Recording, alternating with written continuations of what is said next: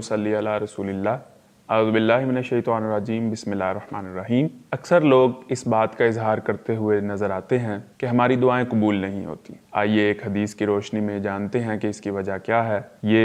जामे तिरमिज़ी की हदीस नंबर 2169 है और हज़रत हुज़ैफ़ा बिन यमान रज़ियल्लाहु ताला अन्हु इसके रावी हैं। वो कहते हैं कि हुज़ूर सल्लल्लाहु अलैहि वसल्लम ने इरशाद फरमाया, कसम है उस ज़ात की जिसके हाथ में मेरी जान है, तुम ज़रूर नेकी का हुक्म दो और तुम ज़रूर गुनाह से रोको, इससे पहले कि अल्लाह तबारक पर एक ऐसा अज़ाब नाजिल करे कि जब तुम अल्लाह से दुआ मांगो तो तुम्हारी दुआएं कबूल नहीं की जाएंगी। यानी दुआ की कबूलियत की शर्त यह है कि वो शख्स अमर बिल मारूफ और नहीं अनिल मुनकर बैक वक्त दोनों ये काम, यानी नेकी का हुक्म देना और बदी से रोकना, बदी से रोकना, नेकी का हुक्म देना, ये दोनों चीज़ें साथ साथ करता चला जाए तो ऐसे शख्स की दुआ अल्लाह तबारक व तआला कबूल फरमाते।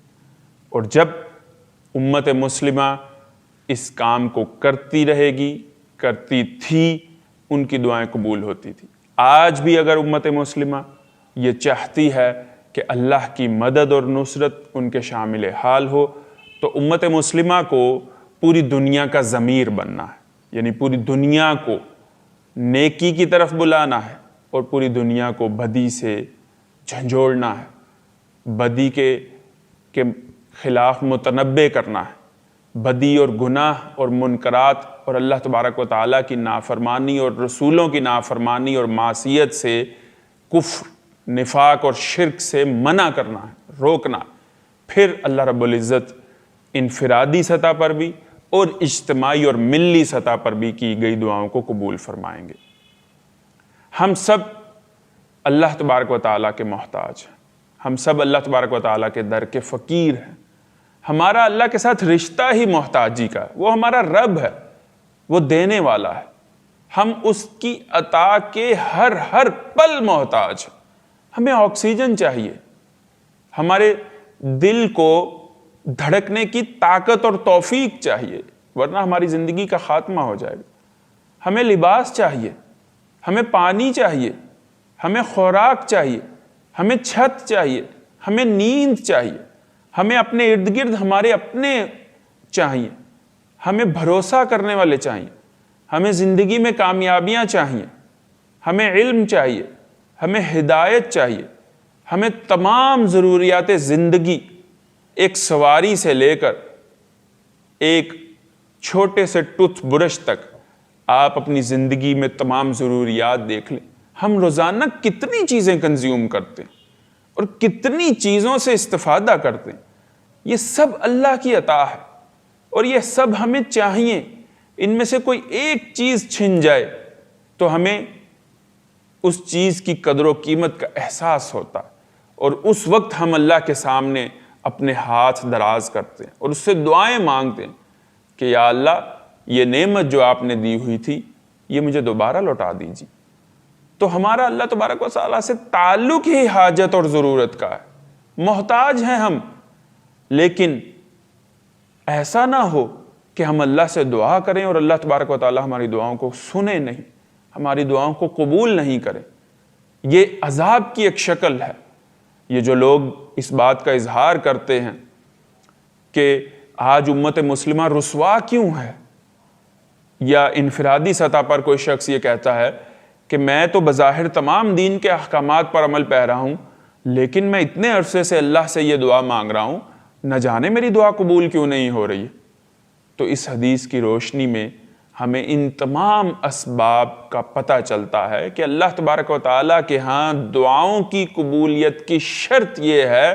कि वो शख्स या वो ग्रोह या वो ख़ानदान या वो जमात या वो कौम अमर बिल मारूफ, यानी नेकी का हुक्म देती हो और नहीं अनिल मुनकर करती हो, यानी गुनाहों से, अल्लाह की हदूद को पामाल करने से, नबियों की तालीमात को फरामोश करने से वो रोकती हो, वो चुकन्नी हो, वो पूरी दुनिया का आलमी ज़मीर झंझोड़ दे, वो हर सतह पर अपनी आवाज़ को पहुँचाने की कोशिश करे। एक और हदीस में अल्लाह के नबी सल्लल्लाहु अलैहि वसल्लम ने इरशाद फरमाया تم میں سے جو شخص برائی کو دیکھے تو اس کو چاہیے کہ وہ اس کو اپنے ہاتھ سے روکے، اگر وہ اس کی استطاعت نہیں رکھتا تو اس کو چاہیے اپنی زبان سے روکے، اگر اس کی استطاعت بھی نہیں رکھتا تو اس کو چاہیے کہ اپنے دل میں اس کے خلاف شدید نفرت اور کڑن رکھے، اپنے دل میں اس صورتحال کو برا جانے۔ آپ علیہ الصلوۃ والسلام نے فرمایا اگر وہ دل میں برا نہیں جانتا ہے تو وَلَيْسَ وَرَاءَ ذَلِكَ حَبَّةُ خَرْدَلٍ مِّنَ الْإِيمَانِ، تو پھر ایمان اس کے دل میں رائی کے دانے کے برابر بھی نہیں۔ اور آپ نے فرمایا دل میں برا جاننا برائی کو سب سے کمزور ایمان ہے، یعنی بالکل یہ بارڈر لائن ہے ایمان کی۔ اس کے بعد وہ خط ایمان سے ایمان کی سطح سے نیچے آ گیا کہ جو اپنے ارد گرد اور اطراف میں اپنے ماحول اور معاشرے میں منکرات کو اور اللہ کے حدوں کو پامال ہوتے دیکھ رہا ہے، نبی صلی اللہ علیہ وسلم کے اسوے اور آپ کی تعلیمات کو پامال ہوتے دیکھ رہا ہے، لیکن وہ ماحول میں رچا بسا ہوا ہے، اس کے دل میں کوئی نفرت نہیں ہے، کوئی کڑن نہیں ہے، کوئی اضطراب نہیں ہے، کوئی بے چینی نہیں ہے، کوئی درد نہیں ہے، وہ رات کو میٹھی نیند سوتا ہے۔ آپ علیہ الصلوۃ والسلام نے فرمایا کہ اس کے دل میں کوئی ایمان نہیں ہے، رائی کے دانے کے برابر بھی ایمان نہیں۔ اور ایسے شخص کی دعائیں کیسے قبول ہوں گی جب امت مسلمہ میں ایسے افراد کی کثرت ہوگی جو بدی کو دیکھ کر سمجھوتا کیے ہوئے، بدی کے ماحول میں رچے بسے ہوئے، بدی کو دیکھ کر ان کے دل میں نفرت اور بغاوت پیدا نہیں ہوتی ہے۔ تو اللہ کے نبی صلی اللہ علیہ وسلم نے فرمایا کہ یہ ایک عذاب کی شکل ہے، اور پھر تم دعائیں کرو گے تو دعائیں قبول نہیں کی جائیں گی۔ لہٰذا ہم سب کو چاہیے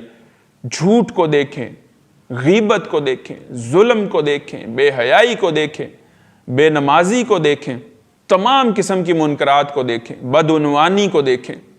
شادیوں میں کسی قسم کے گناہ کو دیکھیں، ایوانوں میں دیکھیں، منڈیوں میں دیکھیں، کھیت میں کسی اللہ تبارک و تعالیٰ کے حکم کی پامالی ہوتے ہوئے دیکھیں، فوجی چھاونیوں میں دیکھیں، معیشت کے اداروں میں دیکھیں،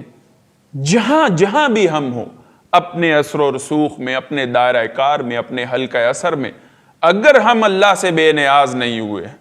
اگر ہمیں آخرت میں کامیابی چاہیے، مغفرت چاہیے، جنت چاہیے،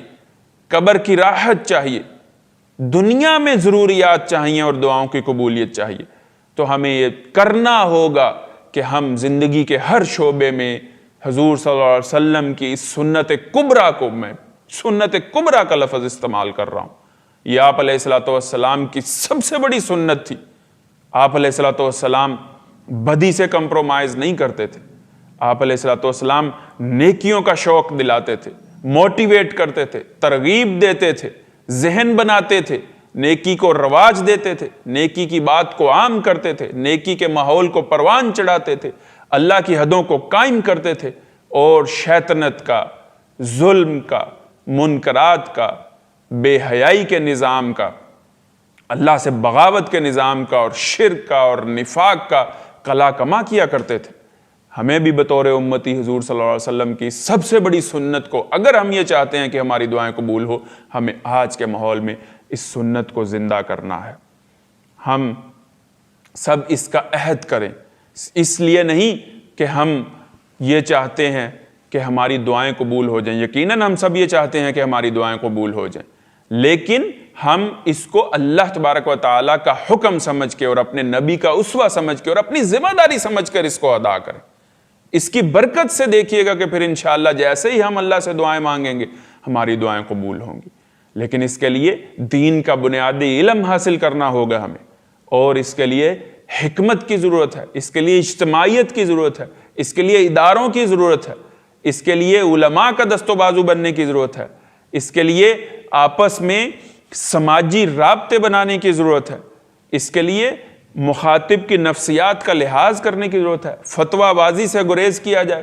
بالکل لوگوں کے سامنے کسی کو ذلیل کرنے سے گریز کیا جائے، بہت زیادہ اخلاص کے ساتھ علیحدگی میں لے جا کر سمجھایا جائے، اور حکمرانوں تک بھی جہاں تک ہو سکتا ہے اپنی بات کو پہنچانے کی کوشش کی جائے۔ اگر ہم ایسا کرتے رہیں گے تو انشاءاللہ اللہ سے دعا ہے کہ اللہ تبارک و تعالیٰ اس کام کو ادا کرنے کی، اس فریضے کو ادا کرنے کی توفیق عطا فرمائے، اور اس کی برکت سے امت مسلمہ کی دعاؤں کو قبول و منظور فرمائے۔ وآخر دعوانا الحمدللہ رب العالمین۔